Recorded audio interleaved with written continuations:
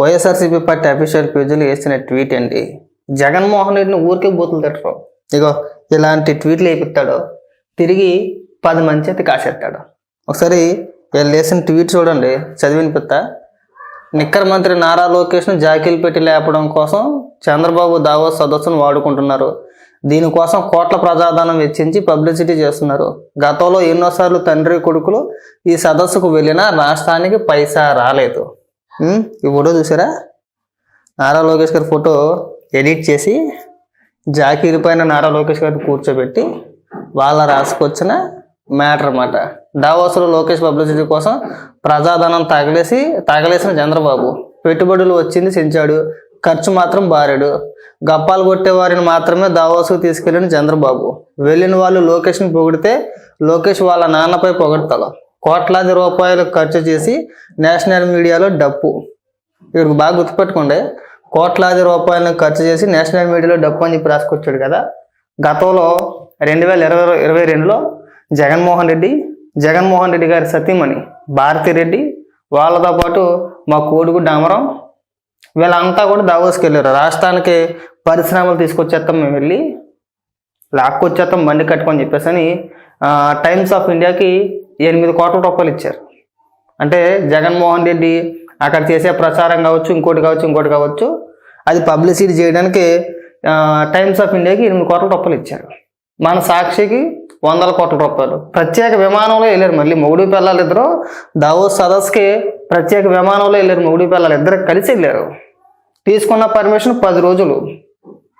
Davos వెళ్ళడానికి CBI దగ్గర తీసుకున్న పర్మిషన్ 10 రోజులు అయితే ఆ సదస్సులో పాల్గొన్నది 3 రోజులే. మిగిలిన 7 రోజులు కూడా వ్యక్తిగత పర్యటన. అది రకరకాలుగా కావచ్చు అని పక్కన పెట్టేస్తే, ఇక్కడ కోట్లాది రూపాయలు ఖర్చు చేసి నేషనల్ మీడియా డప్పు అన్నాడు కదా. పెట్టుబడుల కోసం వెళ్తే పైసా కూడా ఉపయోగాలని ఇప్పుడు రాసుకొచ్చారు కదా. గతంలో 1,26,000 కోట్ల రూపాయల పెట్టుబడులు రాష్ట్రానికి వచ్చినాయి, మేము ఎంఓఏలు కుదుర్చుకున్నాం అని చెప్పేసి జగన్మోహన్ రెడ్డి చెప్పుకొచ్చాడు. ఏమైనా జగన్మోహన్ రెడ్డి ఆ 1,26,000 కోట్ల రూపాయలు నువ్వు ఏదైతే ఎంఓఏలు కుదుర్చుకున్నావో పరిశ్రమలతోటి, ఆ ఏ పరిశ్రమలు వచ్చినాయి, ఎన్ని వేల కోట్ల రూపాయలు పెట్టుబడి పెట్టారు, ఎన్ని లక్షల మందికి ఉద్యోగాలు కల్పించేసారు చెప్పగలుగుతావా? మీరు వెళ్ళలేదా? పైగా తర్వాత సంవత్సరం ఎందుకు వెళ్ళలేదంటే భయంకరమైన సెలేహత్తుంది మాకు అక్కడ. మీరు ఎన్ని లేదా స్నానాలు చేయలేము. అదే మా కొంప దగ్గర అయితే మా ఆవిడ బకెట్తో ఎన్నీళ్ళు ఇట్టేద్దే పట్టుకెళ్ళి మీద వేసుకుంటాము. అక్కడ ఇటువంటి ఎవడో లేడు.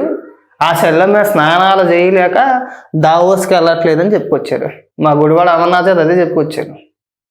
దావోస్ ఎందుకు వెళ్ళట్లేదురా, పక్క రాష్ట్రం మంత్రులు వెళ్తున్నారు, ముఖ్యమంత్రులు వెళ్తున్నారు, వాళ్ళ రాష్ట్రానికి పరిశ్రమలు తీసుకొచ్చే విధంగా అక్కడ వాళ్ళ ప్రయత్నాలు ఏదో వాళ్ళు చేస్తున్నారు అని చెప్పేసానంటే మేము వెళ్ళలేము, అక్కడ అంత సెల్లో మేము ఉండలేము, మా ఒళ్ళు వేడికి అలవాటు పడిపోయింది, ఎచ్చదనం లేకపోతే మేము ఎక్కడికి వెళ్ళలేము, మా ఒంట్లో వేడి ఉండాలని చెప్పేసి గుడివాడ అమరావతి సింగిల్కి వెళ్ళిన వాళ్ళని సెలేసిందిలే అలాగని చెప్పేసి అని అనుకోవాలి. పైగా వాళ్ళు చెప్పింది ఏదో సాకులు అవన్నీ కూడా అక్కడ సెలవుతున్నది పోటుకలు అందుకని చెప్పి వెళ్ళలేదని చెప్పేసి అని చెప్పుకొచ్చారు. ఇవాళ లేసిన ట్వీట్లు చూసారా? వాళ్ళ టైటిల్ చూసారు ఇక్కడ, నిక్కర మంత్రి అని చెప్పేసి. మరి అందుకు కాదు జగన్మోహన్ రెడ్డిని తిట్టేది. జగన్మోహన్ రెడ్డి ఎంత ఉంటాడు, కోట ఉంటాడు. జగన్మోహన్ రెడ్డికి నిక్కర వేసినా ప్యాంట్ వేసినా ఒకటే. ప్యాంట్ అయితే వేరే, జగన్మోహన్ రెడ్డికి నిక్కర వేసినా ప్యాంట్ సైజులోనే కనబడుద్ది. కరెక్ట్గా లెక్కెత్తే నారా లోకేష్ అన్న భుజాల దగ్గరకు వస్తాడు, సంకల దగ్గరకు వస్తాడు జగన్మోహన్ రెడ్డి. కాళ్ళతో బాగా చూడండి, జగన్మోహన్ రెడ్డి వేసుకునే చెప్పులు ఇంత లావు ఉంటాయి. లేడీస్ వాడతారు కదా హై హీల్స్ ఏదో అంటూ ఉంటాం మనం, ఆ మాదిరి ఇంత లావు చెప్పు వాడతాడు హైట్గా కనబడడానికి. పైగా తనకంటే ఎవరైనా పొడుగుగా ఉంటే పక్క నించొని ఫోటో దిగరు. అతన్ని నలుగురు తర్వాత ముగ్గురు తర్వాత నిలబెడతారు. ఒక 4 ఫోటో దిగాలనుకోండి, అతను పక్కన నించోబెట్టుకోడు, మళ్ళీ మనోడు బరీ పొట్టుగా అంతాడని చెప్పేసి అని దూరంగా నించోబెడతాడు. మీరు ప్రతి ఒక్కరికి పేర్లు ఎట్టేస్తే తిరిగి మిమ్మల్ని బూతులు తిడతారు కదా. మీ సోషల్ మీడియాకి చెప్పుకోద్దా? అడ్మిన్ ఎవడైతే ఉన్నాడో పనికి మన పోరంబోకి అయితే చెప్పుకోద్దా? ఏదో మనం వ్యక్తిగతంగా పేర్లు ఎట్టేసి మాట్లాడితే తిరిగి మనల్ని కూడా అంటారా?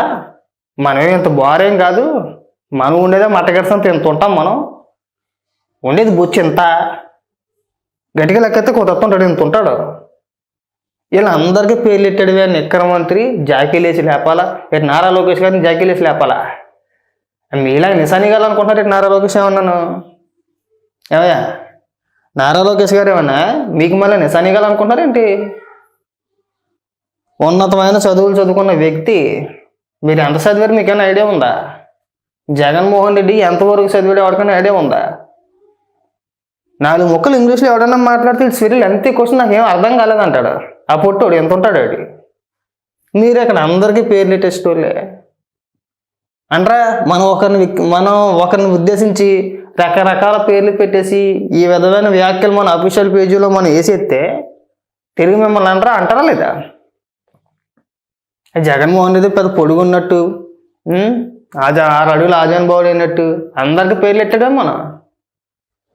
సాగు దగ్గరికి వెళ్ళి నవ్వుతాడు, శుభకార్యాల దగ్గరికి వెళ్ళి ఏడుస్తాడు. ఎందుకు నవ్వుతున్నాడు ఎందుకు ఏడుస్తాడో అర్థమే కాదు. అదొక మానసిక జబ్బు, అదొక మానసిక వ్యాధి. మన జాకీలు వేసి మనం లేపించేసుకున్నాం. మేము చూసాం అసెంబ్లీలో చిన్న చిన్న పిల్లల చేత కూడా సభలు ఎట్టేసుకొని అమ్మఒడి అని చెప్పేసాను ఇంకోటనో పెద్ద పెద్ద సభలు ఎట్టేసుకొని ఆ సభలో చిన్న చిన్న పిల్లల చేత జగన్మామ దేవుడు, జగన్మామ ధీరుడు, జగన్మామయ్య అది ఇద్దరులని మేము చూసాం. జాకీలు వేయించుకోవడం అసెంబ్లీలో ఎంతసేపు భజనే కదా, దాన్ని జాకీలు వేయించుకోవడం అంటారు.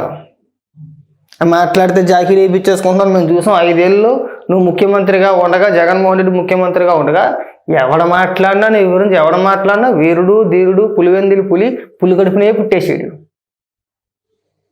పులి కడుపు నుంచి చీల్చుకొచ్చేసాడు మా అన్న కాబట్టి పులిబిడ్డ అన్నారు. దాన్ని జాకీలు వేసుకోవడం అంటే ప్రతిదానికి మీరు ఇలాగా వ్యక్తిగతంగా టార్గెట్ చేస్తూ వ్యక్తిగత హననానికి దిగితే మీరు ఏ రకంగా అయితే ట్వీట్లు వేసారో, మీరు ఏ రకంగా అయితే విమర్శిస్తున్నారో అదే రీతిలో మిమ్మల్ని కూడా విమర్శిస్తారు. అది బాగా గుర్తుపెట్టుకోండి. గతంలో మీరు కూడా వెళ్ళారు దావోస్కి.